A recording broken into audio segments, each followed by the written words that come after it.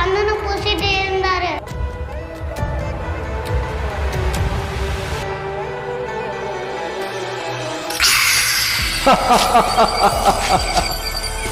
பயப்படாத ராசு, நீ ரொம்ப புண்ணியம் செஞ்சிருக்கியா.